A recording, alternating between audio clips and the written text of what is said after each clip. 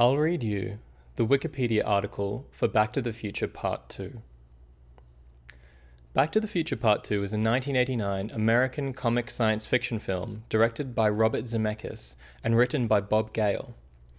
It is the sequel to the 1985 film Back to the Future and the second installment in the Back to the Future trilogy. The film stars Michael J. Fox, Christopher Lloyd, Thomas F. Wilson, and Leah Thompson, and continues immediately following the original film.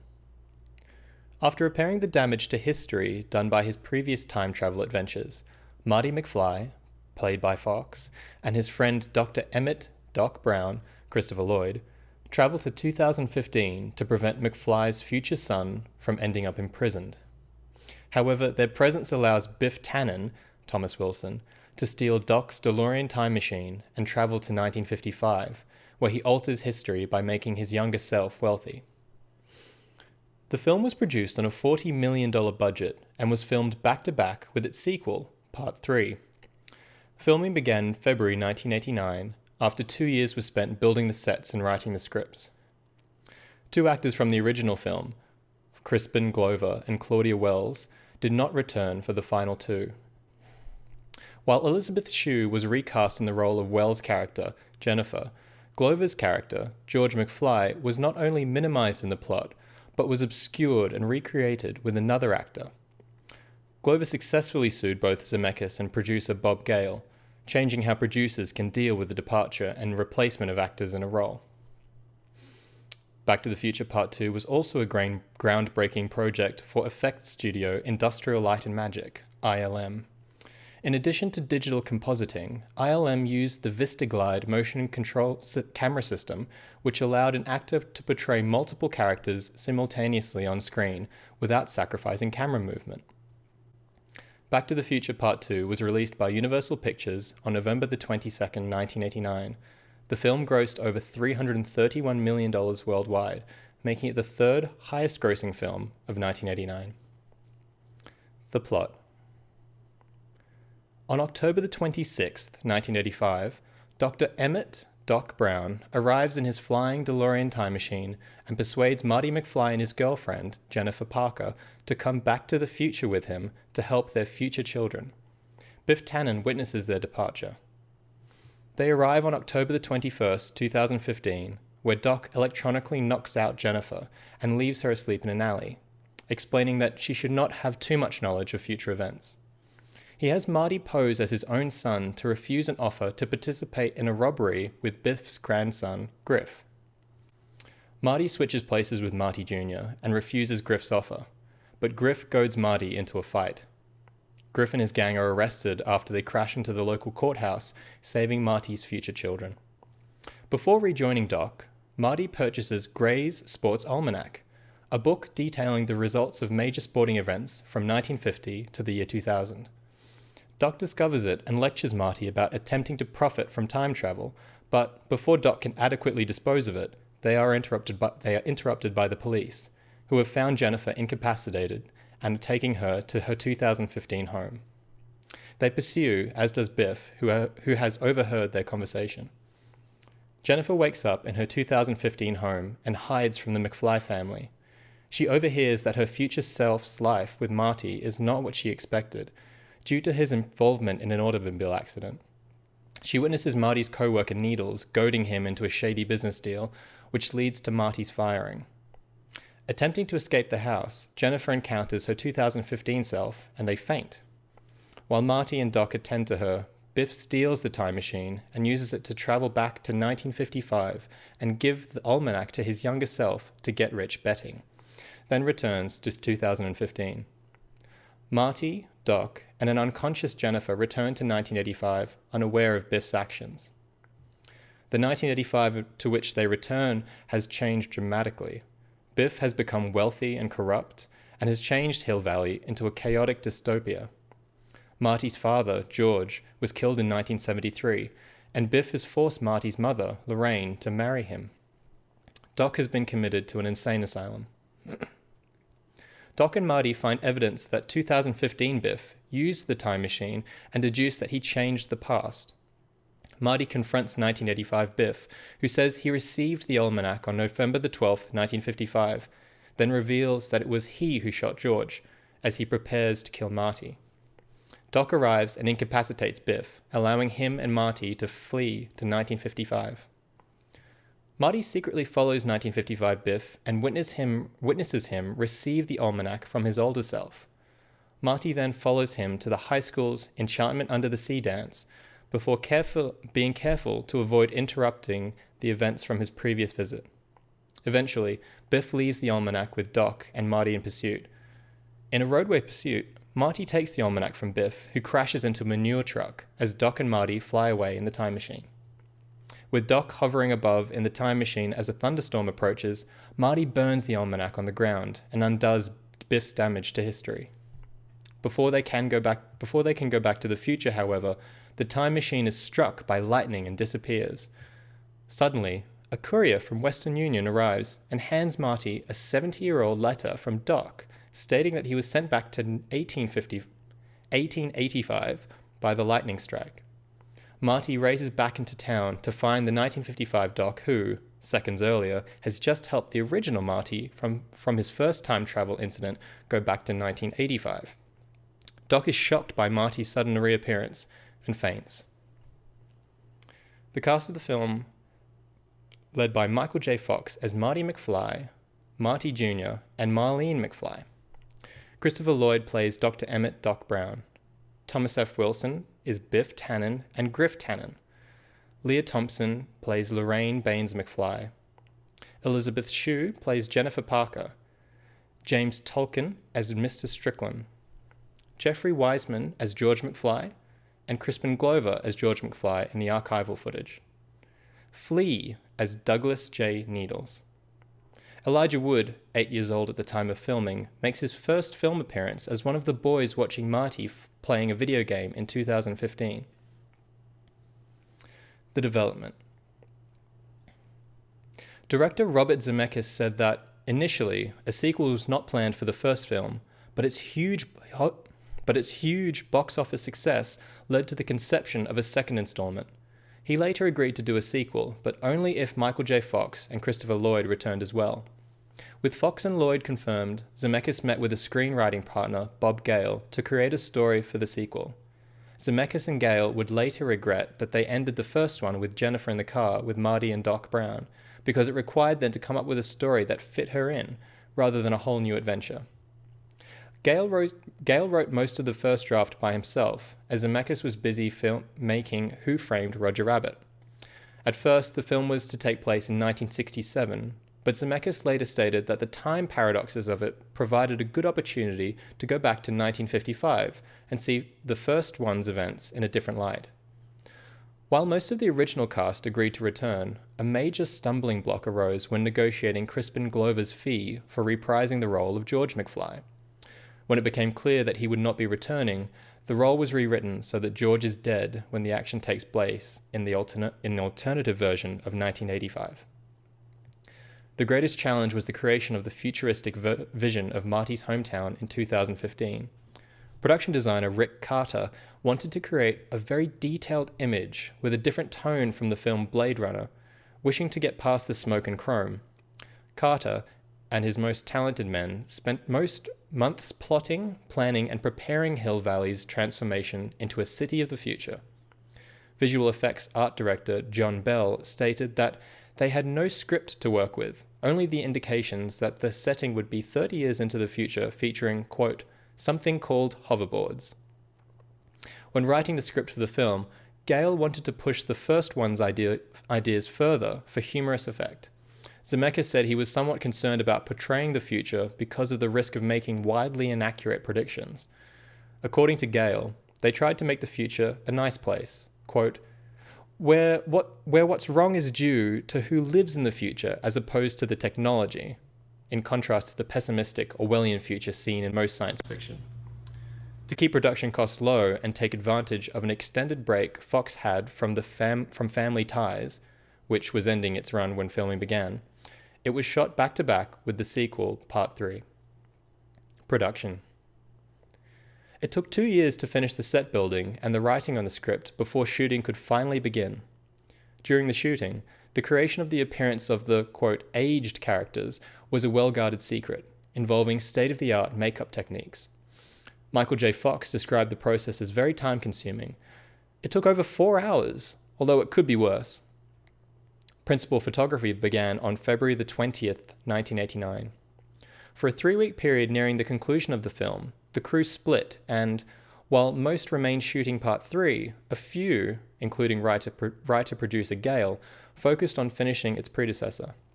Zemeckis himself slept only a few hours per day, supervising both films, having to fly between Burbank, where it was being filmed, and other locations in California for part 3. The film was considered one of the most groundbreaking projects for industrial light and magic. It was one of the effects house's first forays into digital compositing, as well as the VistaGlide motion control camera system, which enabled them to shoot one of its most complex sequences, in which Fox played 3 separate characters, Marty Sr., Marty Jr., and Marlene, all of whom interacted with each other. Although such scenes were not new, the VistaGlide allowed, for the first time, a completely dynamic scene in which camera movement could finally be incorporated. The technique was also used in scenes where Thomas F. Wilson, Christopher Lloyd, and Elizabeth Shue's characters encounter and interact with their counterparts.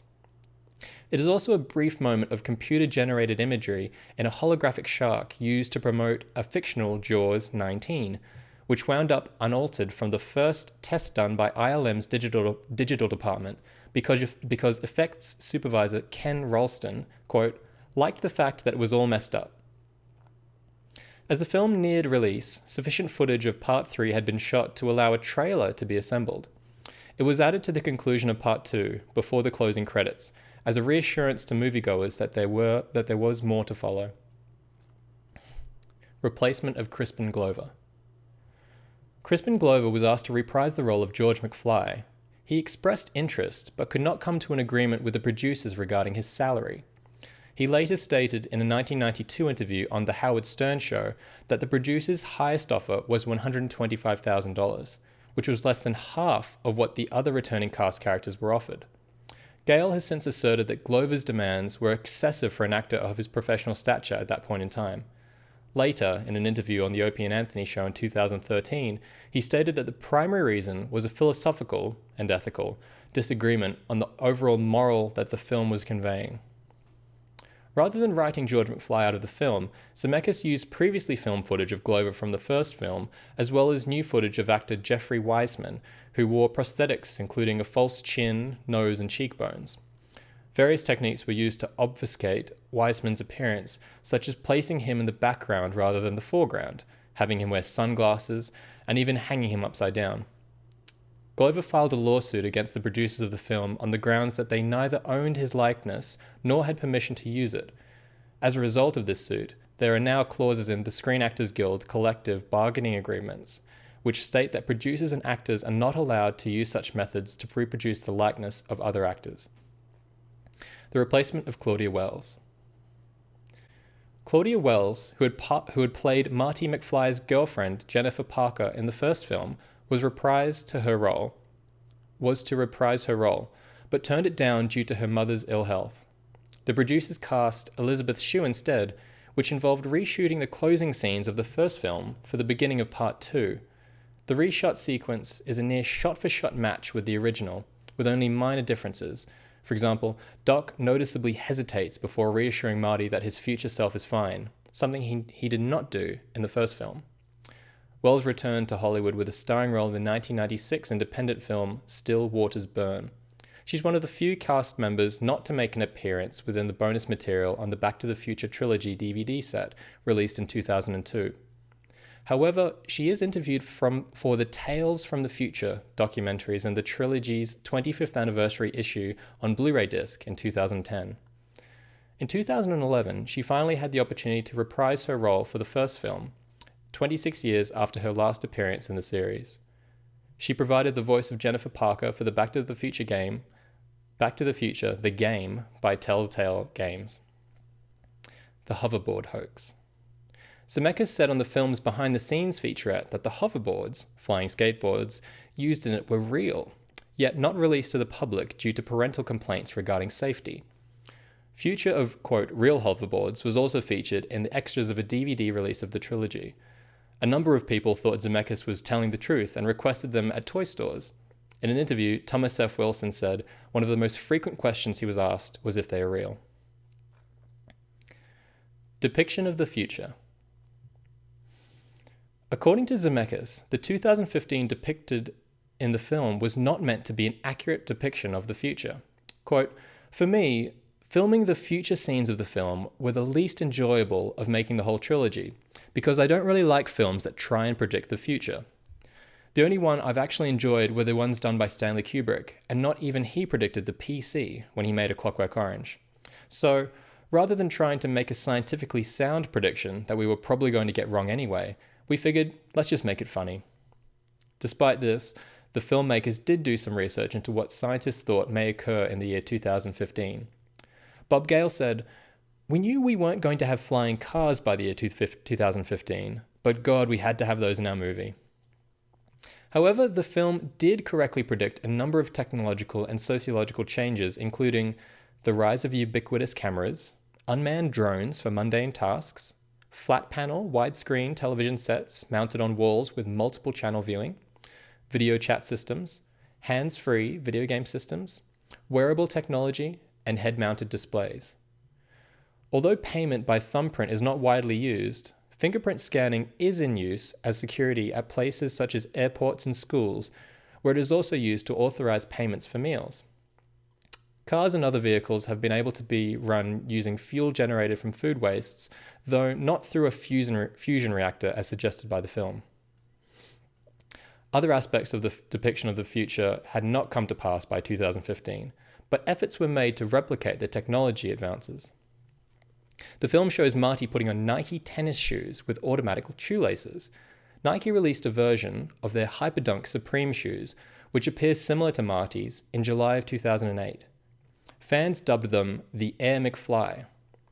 In April 2009, they filed the patent for self-lacing shoes, and their design bears a resemblance to those worn by Marty in the film. In 2010, a fan named Blake Bevan created shoes that tie themselves. In September of 2011, Nike revealed that their Mag line of shoes would not feature the self-lacing feature shown in it. Tinker Hatfield, one of the shoes' designers, indicated in 2014 that they would introduce shoes with power lacing technology the following year, 2015. The concept of the hoverboard, a skateboard that can float off the ground, has been explored by various groups since the release of the film. Attempts similar to hoverboards, which blast air at the ground, have been demonstrated, with a 2015 record distance of 275 meters. A different type is the Mag board, developed by researchers at the Paris Diderot University. It uses a large superconductor plate on the bottom cooled with liquid nitrogen as to achieve the Meissner effect and allow it to float over a special track. It is shown capable of carrying the weight of a human in its practical demonstration. However, the requirement to run the superconductor at higher, more ambient temperatures prevents this from becoming practical. In March 2014, a company named HUVR Tech purportedly demonstrated a working hoverboard along with several celebrities, including Lloyd, though this shortly was revealed as a hoax created by the website Funny or Die. In 2015 scene, the film imagines the Chicago Cubs winning the 2015 World Series against the Miami-based Gators, referencing the Cubs' long-standing failure to win a championship. When the film was made, Florida had yet to have a Major League Baseball team. The state of Florida has since gained two franchises, the Florida Marlins, now the Miami Marlins, and in 1993, and the Tampa Bay Devil Rays, now the Tampa Bay Rays, in 1998. The Marlins, like the Cubs, are a member franchise of the National League, making it an impossibility that the two franchises would play each other in the World Series. In the actual 2015 series, neither Florida-based team qualified for the postseason, but the Cubs clinched a berth in the National League wildcard game, marking their first postseason appearance since 2008. The Cubs won 4-0 at Pittsburgh to advance to the 2015 National League Division Series against their chief rival and Central Division champions, the St. Louis Cardinals, which they won 3-1. Release and reception. At the box office. The film was released to theaters in North America on Wednesday, November the 22nd, 1989, the day before Thanksgiving. It grossed a total of $27.8 million over Friday to Sunday and $43 million across the 5-day holiday opening. On the following weekend, it had a drop of 56%, earning $12.1 million, but remained at number 1. Its total gross was $118.5 million in the United States and $213 million overseas, for a total of $332 million worldwide, ranking as 1989's 6th most successful film domestically and 3rd most worldwide, behind Indiana Jones and the Last Crusade and Batman. However, this was still short of the first film's gross. Part 3, which Universal released only 6 months later, experienced a similar drop. Critical response. The film received a 61% approval rating on Rotten Tomatoes, based on 54 reviews with an average rating of 6.1 out of 10, with a critical consensus reading, quote, "Back to the Future 2 is far more uneven than its predecessor, but its madcap highs outweigh the occasionally cluttered machinations of an overstuffed plot." The film has a score of 57 out of 100 on Metacritic, based on 17 critics, indicating, quote, "mixed or average reviews." Roger Ebert of the Chicago Sun-Times gave the film 3 out of 4 stars. Ebert criticized it for lacking the, quote, "genuine power of the original," but praised it for its slapstick humor and the hoverboard in its chase sequence. Janet Maslin of the New York Times wrote that the film is ready for bigger and better things. Maslin later said that it, quote, "manages to be giddily and merrily mind-boggling rather than confusing." Jonathan Rosenbaum of the Chicago Reader gave the film a negative review, criticizing Zemeckis and Gale for turning the characters into strident geeks and make the frenetic action strictly formulaic. He believed that it contained, quote, "rampant misogyny," because the character of Jennifer Parker is knocked unconscious early on, so she won't interfere with the little boy games. He cited as well Michael J. Fox dressing in drag. Variety said director Robert Zemeckis' fascination with having characters interact at different ages of their lives hurts it visually and strains credibility past the breaking point by forcing him to rely on some very cheesy makeup designs. Accolades. The film won the Saturn Award for Best Special Effects and a BAFTA Film Award for Ken Ralston, the special effects supervisor, an internet-voted 2003 AOL Movies DVD Premiere Award for the trilogy DVDs, a Golden Screen Award, a Young Artist Award, and the Blimp Awards for Favorite Movie Actor, Michael J. Fox, and Favorite Movie Actress, Leah Thompson, at the 1990 Kids' Choice Awards. It was nominated in 1990 for an Academy Award for Visual Effects, John Bell, Steve Galway, Michael Lentieri, and Ken Ralston. Most visual effects nominations were due to the development of a new computer-controlled camera system called VistaGlide, which was invented specifically for the film. It enables one character to play 2 or even 3 characters in the same scene, while the boundary between the sections of the split screen and the camera itself can be moving. The film ranks 498 on Empire Magazine's 2008 list of the 500 greatest movies of all time. Home media. The film was released on VHS and Laserdisc on May the 22nd, 1990. Universal reissued it on VHS, Laserdisc, and Compact Disc in 1991, 95, and 1998. On December the 17th, 2002, Universal released it on DVD in a boxed trilogy set, although widescreen framing problems led to a product recall. The trilogy was released on Blu-ray disc in October of 2010. Universal plans to re-release the trilogy alongside features on a DVD and Blu-ray on October the 21st, 2015, coinciding with Back to the Future Day. The new set will include a featurette called Doc Brown Saves the World, where Lloyd, reprising his role as Doc Brown, explains the reasons for the difference between the future of 2015 as depicted in Back to the Future Part 2 and in real life. The soundtrack. The soundtrack was released by MCA Records on November the 22nd, 1989. All Music rated it 4.5 stars out of 5. Unlike the previous soundtrack, it contains only a musical score by composer Alan Silvestri. None of the vocal songs featured throughout the film are featured.